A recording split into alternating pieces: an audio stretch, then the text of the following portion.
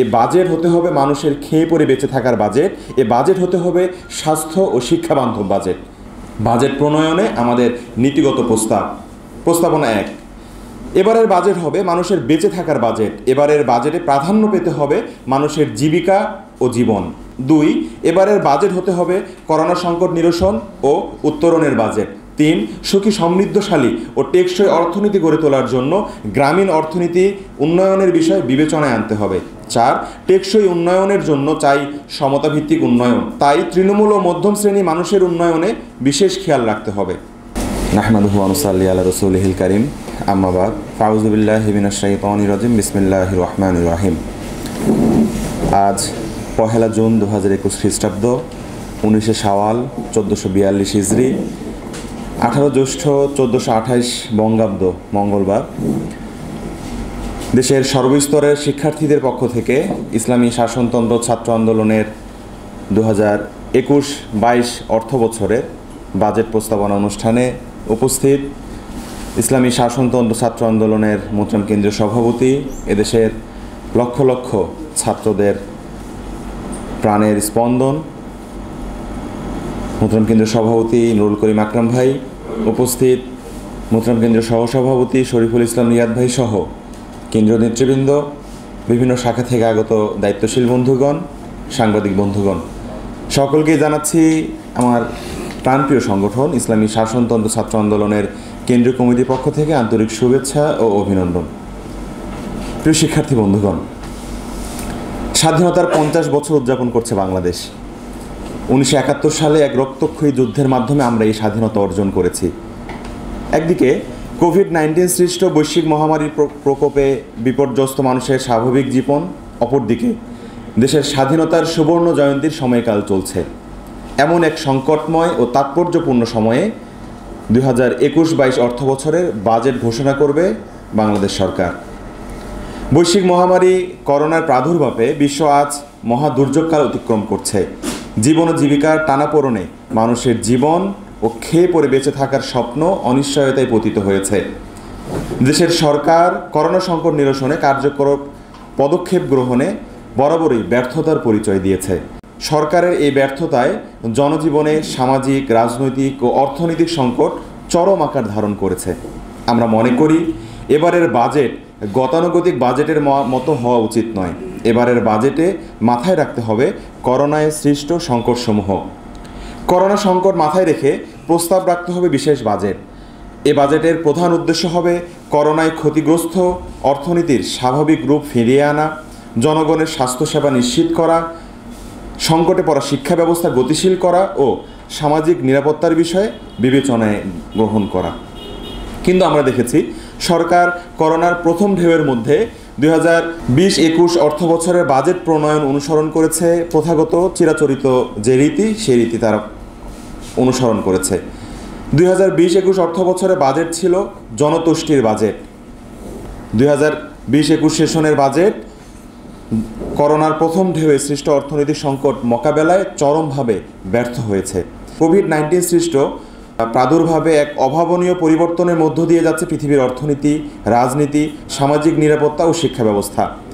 করোনায় সৃষ্ট সংকট মাথায় রেখে পৃথিবীর বড় বড় অর্থনৈতিক শক্তিশালী দেশসমূহ পরিবর্তন এনেছে তাদের অর্থনৈতিক ব্যবস্থায়, করছে অর্থনৈতিক বিকেন্দ্রীকরণ। কিন্তু আমরা হতাশার সাথে লক্ষ্য করছি বাংলাদেশ সরকার এবারও গতানুগতিক বাজেট প্রণয়নের পথে হাঁটছে। বিভিন্ন পত্রিকার তথ্য মতে আমরা জানতে পেরেছি এবারের বাজেটের পরিমাণ 6,03,681 কোটি টাকা।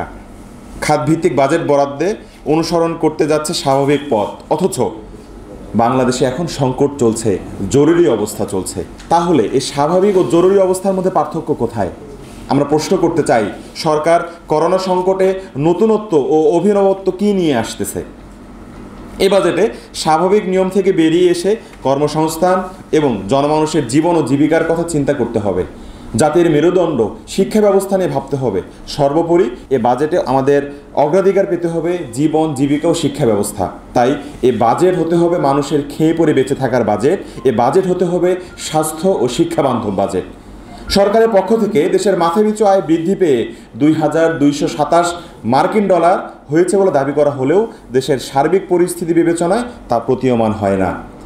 সরকারের সাথে জড়িত নির্দিষ্ট একটি পুঁজিবাদী ব্যবসায়ী চক্রের অর্থনৈতিক চাকা বহুগুণে বৃদ্ধি পেলেও শুধু খেয়ে পড়ে বেঁচে থাকার জন্য এদেশের 4 কোটির অধিক মানুষ দিবাস্বপ্ন দেখছে। বিশ্বব্যাংকের গবেষণা বলছে দেশের মানুষের আয় কমেছে 37%। দেশে নতুন করে চরম দারিদ্র্য সীমার নিচে চলে গিয়েছে 2,45,00,000 মানুষ। তাহলে মাথাপিছু আয় বাড়ছেটা কোথায়? দেশের জাতীয় আয়ের বিরাট অঙ্কের টাকা বিদেশে পাচার হয়ে যাচ্ছে। ওয়াশিংটন ভিত্তিক আন্তর্জাতিক সংস্থা GFI এর গবেষণা মতে দেশ থেকে বিদেশে পাচার হওয়া টাকার হার অস্বাভাবিক হারে বৃদ্ধি পেয়েছে। TIB এর তথ্য মতে বাস্তব সত্য আরও নিদারুণ ও ভয়াবহ। দেশের স্বাস্থ্য রক্ষায় বিদেশে অর্থ পাচার রোধে সরকারকে আন্তরিক ও কার্যকর ভূমিকা নেয়ার বিনীত অনুরোধ জানাচ্ছি। করোনা সংকট বিবেচনা করে 2021-22 অর্থ বছরের বাজেটে অর্থ বরাদ্দের প্রাধান্য সংক্রান্ত প্রস্তাবনাসমূহ। প্রস্তাবনা 1, স্বাস্থ্য খাত। করোনার প্রাদুর্ভাবে জনগণের সামনে উন্মোচিত হয়েছে দেশের স্বাস্থ্য খাত কতটা দুর্বল ও ভঙ্গুর। ফুটে উঠেছে স্বাস্থ্য খাতের চরম দুরবস্থা, ফুটে উঠেছে স্বাস্থ্য খাতের সীমাহীন দুর্নীতি। চিকিৎসা সামগ্রীর অভাবে রোগী হাসপাতালে ভর্তি হতে পারছে না, এর পূর্বেই অ্যাম্বুলেন্সেই সে মারা যাচ্ছে। বিগত 10 বছরের স্বাস্থ্যসেবার ADB বাস্তবায়ন চলতি বছরের সবচেয়ে কম। উন্নয়ন কার্যক্রমও সবচেয়ে কম বাস্তবায়িত হয়েছে চলতি বছরে। মহামারীর এই সময়ে স্বাস্থ্য খাতে ব্যয় বাড়েনি। বরাদ্দের মাত্র 25.46% ব্যয় করতে পেরেছে স্বাস্থ্য বিভাগ। বরাদ্দকৃত 11,979 কোটি 34 লাখ টাকার মধ্যে গত এপ্রিল পর্যন্ত ব্যয় হয়েছে মাত্র 3,049 কোটি 48 লাখ টাকা। স্বাস্থ্য খাতের মতো এমন গুরুত্বপূর্ণ খাত অবহেলিত কেন? তাহলে বিশাল বাজেট প্রণয়ন করে লাভটা কি আমাদের? প্রিয় উপস্থিতি, সারা বিশ্বে যখন স্বাস্থ্য খাত বিবেচনায় নিয়ে সারা বিশ্বের বড় বড় অর্থনৈতিক দেশসমূহ বরাদ্দ বৃদ্ধি করেছে স্বাস্থ্য খাতের মতো একটি মৌলিক প্রয়োজনীয় সেবাকে আজ বাংলাদেশে পণ্যে পরিণত করা হয়েছে। 2019 সালের তথ্য মতে বাংলাদেশের জনগণকে মাথাপিছু 72% স্বাস্থ্যসেবা গ্রহণে ব্যয় বহন করতে হয়েছে, যা দক্ষিণ এশিয়ার সবচেয়ে বেশি। প্রথম আলোর 2019 সালের 4 ফেব্রুয়ারির তথ্য মতে স্বাস্থ্যসেবার ব্যয়ভার মেটাতে প্রতি বছর 60 লাখ মানুষ দারিদ্র্য সীমার নিচে চলে যাচ্ছে। অর্থাৎ সরকার স্বাস্থ্য খাতকে সর্বাধিক গুরুত্ব দেওয়ার প্রচার করলেও বাস্তবতা হলো ভিন্ন। আমরা দেখেছি একদিকে অপ্রতুল বরাদ্দ, অপরদিকে সীমাহীন দুর্নীতি। সব মিলিয়ে স্বাস্থ্য খাত যা ইচ্ছে তা অবস্থা ধারণ করেছে। আমরা মনে করি টেকসই উন্নয়নের লক্ষ্যে সার্বজনীন স্বাস্থ্য নিশ্চিত করতে হলে স্বাস্থ্য খাতকে শক্তিশালী করতে হবে, বাজেটে যথাযথ বরাদ্দ দিতে হবে এবং প্রাথমিক স্বাস্থ্যসেবা নিশ্চিত করতে কার্যকর ভূমিকা গ্রহণ করতে হবে। এর মাধ্যমে তৈরি হবে সুষ্ঠু ও সবল মানব সম্পদ। স্বাস্থ্য খাত নিয়ে সরকারের খামখেয়ালিপনায় উঠে এসেছে করোনার টিকা নিয়ে। যে দেশের সাথে সরকার এই করোনার টিকার চুক্তি করছে সে দেশেই করোনায় ধাক্কায় মৃত্যুপুরীতে রূপান্তরিত হয়েছে। তাই করোনা সংকট নিরসনে টিকা আমদানিতে বহির্বিশ্বের উপর নির্ভরশীলতা কমাতে হবে। নিজ দেশে টিকা উৎপাদনের জন্য কার্যকর ব্যবস্থা গ্রহণ করতে হবে, কারণ করোনা টিকার চাহিদা শীঘ্রই শেষ হয়ে যাবে না। সুতরাং দেশে করোনার ভ্যাকসিন উৎপাদনের জন্য 2021-22 অর্থ বছরের যে বাজেট, সে বাজেটে বিশেষ গুরুত্ব আরোপের জন্য আমরা সংশ্লিষ্ট মহলকে অনুরোধ জানাচ্ছি। 2, শিক্ষা খাত। বিগত 1 বছর 2 মাস যাবৎ শিক্ষা প্রতিষ্ঠানসমূহ বন্ধ রয়েছে। এই শিক্ষা প্রতিষ্ঠান বন্ধ থাকার দরুন শিক্ষা ব্যবস্থা মহাসংকটে পড়েছে। প্রায় 4 কোটি শিক্ষার্থী অনিশ্চিত গন্তব্যের দিকে হাঁটছে। শিক্ষার্থীদের মনোবিকাশ ক্ষতিগ্রস্ত ও হতাশায় ভর করেছে। করোনাকালে শিক্ষা প্রতিষ্ঠান বন্ধ থাকায় আগের তুলনায় বেশি সংখ্যক শিক্ষার্থী ঝরে পড়ার আশঙ্কা করছেন শিক্ষাবিদ ও বিশ্লেষকগণ। সাম্প্রতিক এডুকেশন ওয়াচের প্রতিবেদন মতে 38% শিক্ষক মনে করেন বিদ্যালয় খুলে দিলেও শিক্ষার্থীর উপস্থিতির হার একেবারেই কমে যাবে, ঝরে পড়ার হারও বাড়বে। শিক্ষার্থীরা বিভিন্ন পেশায় যুক্ত হয়ে যাচ্ছে। দেশের আগামী প্রজন্মের ভবিষ্যৎ চিন্তা করে শিক্ষাবান্ধব সমাজের কথা মাথায় নিয়ে ঝরে যাওয়া শিক্ষার্থীদের শিক্ষা প্রতিষ্ঠানে ফিরিয়ে নিয়ে আসার জন্য রাষ্ট্রীয় আর্থিক সহায়তা ও শিক্ষাবৃত্তি প্রদানের জোর দাবি জানাচ্ছি। দেশের চলমান শিক্ষা ব্যবস্থা পুরোটাই পশ্চিমা আদলে সাজানো, যা বাস্তবতা উপেক্ষিত। এদেশের মানুষের মন মগজ বিরোধী, এদেশের মানুষের ইসলাম বিধৌত বাঙালি সংস্কৃতি বিরোধী। আমাদের দেশের শিক্ষা ব্যবস্থার নতুন জ্ঞান নির্মাণ, দক্ষতার বিকাশ ও সচেতন নাগরিক তৈরিতে ব্যর্থ। দীর্ঘ 50 বছরেও আমাদের দেশের শিক্ষাবিদ ও বুদ্ধিজীবীদের সমন্বয়ে সরকার একটি জাতীয় শিক্ষাক্রম প্রস্তাব করতে পারেনি, যা নিয়ে সচেতন মহলে রয়েছে চাপা ক্ষোভ, না পাওয়ার কষ্ট। আমরা দেখেছি করোনা সংকটে ইন্টারনেট ব্যবহারের গুরুত্ব আরও বেশি প্রতীয়মান হয়েছে। গ্রামগঞ্জে টেলিভিশন থাকে না, ইন্টারনেটের অধিক দাম, দুর্বল নেটওয়ার্কের কারণে ভার্চুয়াল ক্লাসগুলো আমরা ঠিকমতো করতে পারছি না। অনেক শিক্ষার্থী এ সমস্ত ইলেকট্রনিক ডিভাইসের ব্যবহারে অভ্যস্ত না। ফলে দরিদ্র ও গ্রামের শিক্ষার্থীরা করোনাকালীন পুরো সময় ধরে লেখাপড়া থেকে পিছিয়ে গিয়েছে। তাই আইটি প্রযুক্তি খাতের গুরুত্ব বিবেচনায় নিয়ে এই খাতে বরাদ্দ বৃদ্ধি করতে হবে। 3. কৃষিখাত। বাংলাদেশ কৃষিপ্রধান দেশ হওয়া সত্ত্বেও প্রতি বছর দেশের মানুষের খাদ্য চাহিদা মেটাতে নির্ভর করতে হচ্ছে অন্যান্য দেশের উপর, যা বাংলাদেশকে খাদ্যে এখনও আমদানি নির্ভর প্রমাণ করে। গ্রামীণ অর্থনীতি উজ্জীবন, সবুজ শিল্পায়ন ও অর্থনীতির অবকাঠামোগত উন্নয়নে সরকারকে উদ্যোগী হতে হবে। কৃষিপণ্যের ন্যায্য মূল্য পেতে যথাযথ ভর্তুকির ব্যবস্থা করতে হবে। নতুন উদ্যোক্তাদের প্রাধান্য দিতে হবে। করোনার বাস্তবতা উপলব্ধি করে গ্রামীণ অর্থনীতি উন্নয়ন বিবেচনায় নিতে হবে। করোনাকালে ধ্বংস হয়ে যাওয়া কৃষিখাত, বিশেষ করে ফিশারিজ, পোলট্রি ও বিভিন্ন গবাদি পশুর খামারকে প্রণোদনার আওতায় আনতে হবে, যাতে বাংলাদেশের অর্থনীতিতে এদের অবদান অক্ষুণ্ণ থাকে।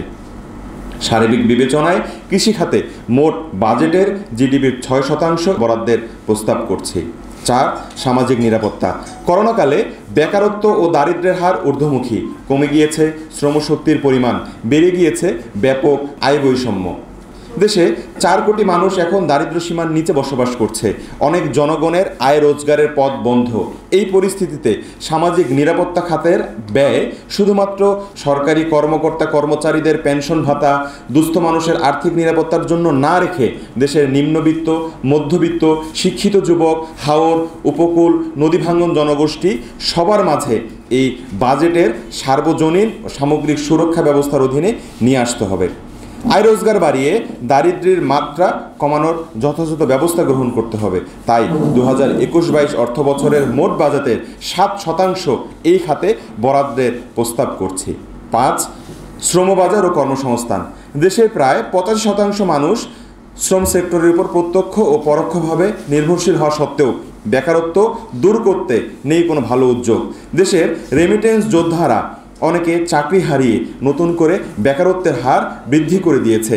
এরূপ পরিস্থিতিতে 2021-22 অর্থ বছরের বাজেটে নতুন কর্মসংস্থান বৃদ্ধির লক্ষ্যে শ্রম ও কর্মসংস্থান খাতে বরাদ্দ রাখার প্রস্তাব করছি।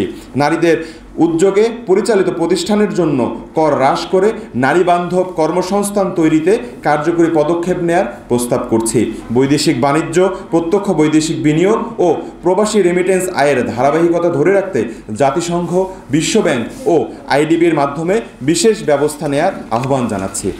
করোনাকালে পারিবারিক ভোগ কমে যাওয়ার কারণে অর্থনীতিতে ব্যাপক মন্দা দেখা দিয়েছে। তাই চলতি বাজেটে অর্থনীতির চাকা গতিশীল রাখতে সরকারকে কার্যকরী উদ্যোগ নিতে হবে। আন্তর্জাতিক বাজারের অনিশ্চয়তার পরিপ্রেক্ষিতে দেশীয় বাজারকে কেন্দ্র করে নতুন শিল্প প্রতিষ্ঠান গড়ে তোলার জন্য উদ্ভাবনী পদক্ষেপ নিতে হবে। 6. জলবায়ু। গোটা বিশ্বে আজ উদ্বেগ ও উৎকণ্ঠার বিষয় হয়ে দাঁড়িয়েছে জলবায়ু। জলবায়ুর পরিবর্তনের ফলে জীববৈচিত্র্যে এসেছে নানা পরিবর্তন, মানুষসহ প্রাণীকুল হয়ে পড়েছে অস্তিত্ব সংকটে। তবে এর জন্য বাংলাদেশ দায়ী নয়। শিল্পোন্নত দেশসমূহকেই বিশ্বের জলবায়ু পরিবর্তনের জন্য দায় নিতে হবে। জলবায়ু পরিবর্তনে সৃষ্ট সংকট নিরসনে শিল্পোন্নত দেশসমূহকে এগিয়ে আসতে হবে। এক্ষেত্রে বাংলাদেশ জলবায়ু পরিবর্তনের বিষয়ে বিশ্ব জনমত গঠনে কার্যকর ভূমিকা পালন করতে পারে। দেশে বেশি পরিমাণ বৃক্ষরোপণ, খাল খনন, নদীনালা, জলাভূমি পুনরুদ্ধার ও পরিকল্পিত সবুজ নগরী গড়ে তুলতে সরকারকে কার্যকরী উদ্যোগ গ্রহণ করতে হবে। সুন্দরবন সহ দেশের বনায়ন রক্ষায় নীতিগত সিদ্ধান্ত গ্রহণ করতে হবে। তাই 2021-22 অর্থ বছরের বাজেটে জলবায়ু বিষয়ে উপযুক্ত বাজেট প্রণয়নের জন্য আমরা জোর দাবি জানাচ্ছি। বাজেট প্রণয়নে আমাদের নীতিগত প্রস্তাবনা 1. এবারের বাজেট হবে মানুষের বেঁচে থাকার বাজেট। এবারের বাজেটে প্রাধান্য পেতে হবে মানুষের জীবিকা ও জীবন। 2. এবারের বাজেট হতে হবে করোনা সংকট নিরসন ও উত্তরণের বাজেট। 3 সুখী সমৃদ্ধশালী ও টেকসই অর্থনীতি গড়ে তোলার জন্য গ্রামীণ অর্থনীতি উন্নয়নের বিষয় বিবেচনায় আনতে হবে। 4 টেকসই উন্নয়নের জন্য চাই সমতাভিত্তিক উন্নয়ন, তাই তৃণমূল ও মধ্যম শ্রেণী মানুষের উন্নয়নে বিশেষ খেয়াল রাখতে হবে। বাজেট বাস্তবায়ন নিয়ে আমাদের সুপারিশমালা। এবারের বাজেটে গ্রামীণ অর্থনীতি, কৃষি ও গ্রামীণ অকৃষি খাতের প্রবৃদ্ধিতে জোর দিতে হবে। বৈদেশিক মুদ্রা আয়ের জন্য রপ্তানি খাতকে প্রাধান্য দিতে হবে। 2 আমরা মনে করি পুঁজিবাজারের সংকট অর্থ সংকট নয়, বরং সমস্যাটি হচ্ছে সুশাসন এবং প্রাতিষ্ঠানিক কাঠামোর দুর্বলতা। তাই অর্থনীতির শৃঙ্খলা নিয়ন্ত্রণে বাজারে শুধু নতুন অর্থ সরবরাহ না করে রাজনৈতিক অর্থনৈতিক দুষ্ট চক্রকে ভেঙে ফেলতে হবে এবং পুরো অর্থনীতি শুধু গার্মেন্টস নির্ভর না রেখে অর্থনীতিকে টেকসই করতে অর্থনৈতিক বিকেন্দ্রীকরণ করতে হবে। 3 কর ফাঁকি এবং মুদ্রা ফাঁকি বন্ধ করতে বিশেষ ব্যবস্থা নিতে হবে। 68% করদাতা করের আওতার বাইরে রয়ে গিয়েছে, এজন্য এনবিআরের সক্ষমতা বৃদ্ধি করতে হবে। এক্ষেত্রে শুধু ঢাকা ও চট্টগ্রাম নয়, বরং দেশব্যাপী তাদের কার্যক্রম বাস্তবায়নে কার্যকর পরিকল্পনা নিতে হবে। 4 কালো টাকা সাদা করার ব্যবস্থা বাতিল করতে হবে। 5 এডিপি বাস্তবায়নের হার খুবই কম, আমলাদের অদক্ষতার কারণেই এটা হয়ে থাকে, এই অবস্থার পরিবর্তন করতে হবে। 6 অপ্রয়োজনীয় ব্যয় কমাতে হবে। 7 এডিপি বাস্তবায়নের ক্ষেত্রে প্রায়োগাধিকার ভিত্তিক প্রজেক্ট বাছাইপূর্বক বাস্তবায়ন করতে হবে। এক্ষেত্রে প্রায়োগাধিকার ভিত্তিতে স্বাস্থ্য, কৃষি, শিক্ষা, সামাজিক সুরক্ষা, কর্মসংস্থান এগুলোকে বিশেষ প্রাধান্য দিতে হবে। 8 নিত্য প্রয়োজনীয় দ্রব্যের সরবরাহ সচল রাখতে হবে। আমদানির ক্ষেত্রে খাদ্য সামগ্রী করের হার কমাতে হবে। 9 বাংলাদেশে কর্মরত বিদেশিদের কর ফাঁকি বছরে 12,000 কোটি টাকা, এই বিশাল কর ফাঁকি রোধ করে কর আদায় করতে কার্যকর পদক্ষেপ গ্রহণ করতে হবে। 10 জনপ্রশাসনে বাজেট কমিয়ে 12% রাখতে হবে। এছাড়াও প্রশাসনিক ব্যয় ও মন্ত্রী আমলাদের বেতনে শতকরা 60% খরচ কমাতে হবে। সরকারি গাড়ি, জ্বালানি, বিদ্যুৎ সহ আনুষঙ্গিক ব্যয়ে শতকরা 50% কমাতে হবে।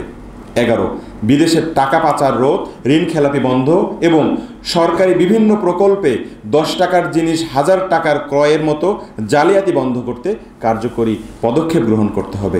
পরিশেষে বলতে চাই, বাজেট শুধুমাত্র আয় ও ব্যয়ের হিসাব নয়, আয় ও ব্যয়ের বাহিরে গুরুত্বপূর্ণ বিষয় হলো আর্থিক নীতি। সেই আর্থিক নীতি নির্ভর করে সরকারের রাজনৈতিক নীতির উপর। স্বাধীনতার সুবর্ণ জয়ন্তীর সন্ধিক্ষণে দেশের অর্থনীতি আমরা কোন নীতির উপর দেখতে চাই সেই বিষয়ে সিদ্ধান্ত নেওয়া জরুরি। তাই আগামী টেকসই উন্নয়নের কথা চিন্তা করে নীতি হিসাবে আমরা প্রস্তাব করছি সমতাভিত্তিক উন্নয়ন ও দুর্নীতিমুক্ত অর্থনীতি।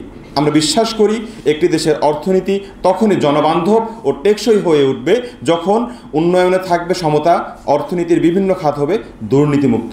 তাই সুখী, সমৃদ্ধশালী ও জনকল্যাণমূলক বাংলাদেশ গড়ে তুলতে 2021-22 অর্থবছরের বাজেট হোক বাস্তববাদী, সমতাভিত্তিক, পরিবেশ বান্ধব, স্বাস্থ্য ও শিক্ষা বান্ধব। আল্লাহ হাফেজ, সবাইকে ধন্যবাদ।